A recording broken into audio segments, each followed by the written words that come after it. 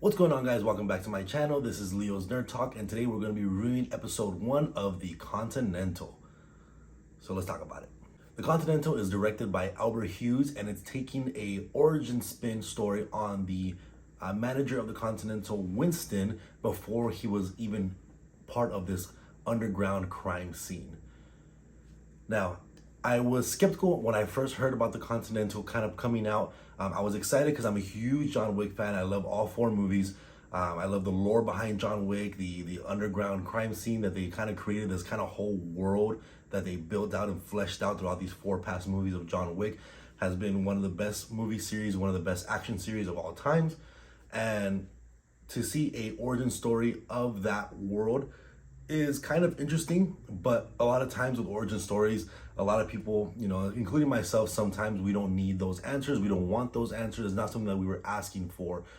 We want to see maybe other characters getting fleshed out a little bit more that has nothing to do with certain aspects. But from what it seems like so far is, although it is a character that has been a part of the John Wick series for all 4 episodes with Winston, which is the manager of the Continental, it is fleshing out his character a lot more, and you get to see a lot more depth within this character, and it brings a lot more to the character within the John Wick movies. After even seeing this first episode, if you go back to see the John Wick films, you can kind of see where his characterizations and his charisma kind of comes from because of the type of person that he is, which is really awesome to see. Now, the whole premise of the story is Winston kind of is never really a part of this underground world that they are in this John Wick type of story building, but his older brother Frankie is.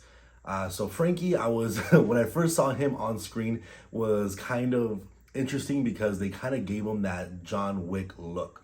He kind of looked like the Bargain brand of John Wick. He had the long hair, the beard, the suit. Now, don't get me wrong, the action sequences with Frankie was pretty much on par with John Wick, and even throughout the show, or through the first episode, they kind of mention that he's this ghost in the shadows. Any weapon that he picks up, he can handle with and he'd be a master with it, which is kind of cool to see, because I've always kind of wanted to see who was the baddest assassin before John Wick was even in play.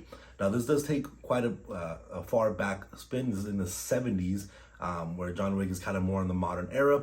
Maybe later in the season, or in a couple seasons from now, we might see a young John Wick, which might be kind of cool to see. But as of right now, it is focusing pretty much on Winston, and they've stolen this kind of artifact from the high table, and they are kind of being tracked down from there. And speaking of the high table, you do get a little glimpse of the high table, which is pretty cool to see.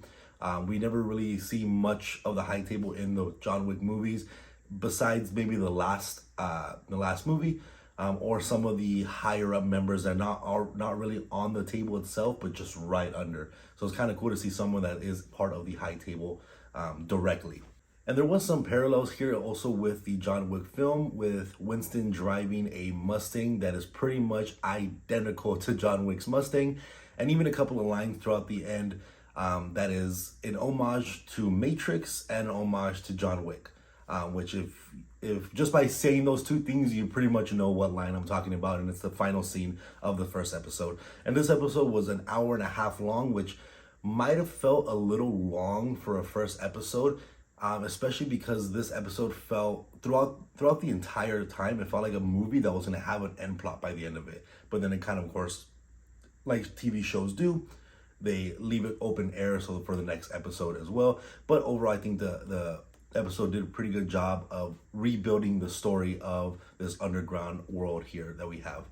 And then there's also another side. We have the Continental side, the underground crime scene, and all these assassins. And we also have the side of some detectives that are trying to figure out who is selling some sort of drugs or doing gun running and things of that nature. And just like in the John Wick show, most of the cops, especially if they're higher up, they know about this kind of underground scene. But there's this one character that is a rookie detective that has no idea what's going on within this hotel building of the Continental, and sneaks in there and kind of sees there's some play going there that she doesn't fully understand. But I'm sure as the show goes on, she will come to find out what is going on within the Continental and even beyond the hotel. And, there's not too much things going on within the Continental. That's not the main focus, which is pretty good actually, just because being able to expand outside the Continental, even though the show is called the Continental, that's what the hotel is. They're not sticking within that. And then we also see a young Karen, which is pretty awesome to see the concierge from the main movies with the late I can't remember his first name, but his last name Reddick. But rest in peace to him. And seeing a young version of that character is really nice to see as well. He's still kind of that right hand man to the current manager of the hotel, which they all kind of seem to have a very similar personality. That manager pretty much is exactly what Winston becomes in the future. But there's a lot of good action scenes. There's some things that felt a little off, a little cringy. The production value is still there, of course, but it's not what you would expect on certain levels. It's definitely not as extreme as like the John Wick movies. A lot of people complain that John Wick is pretty much untouchable within the movies. This one definitely feels a lot more grounded, especially with the characters of Winston and Frankie. I was worried that they were going to make Frankie an overpowered kind of assassin like they do with John Wick, but they don't really do that here. He's definitely a lot more grounded, has a lot more emotions.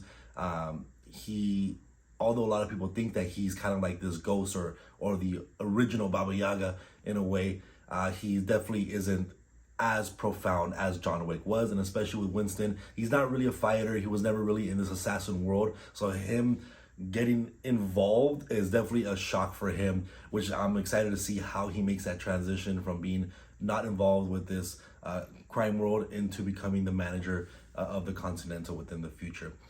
But I think this first episode did a really good job. The story seems like it's going to be kicking off pretty strong already. I enjoyed the pretty much the entire runtime of this first episode, besides being a little bit long, I believe, at some points.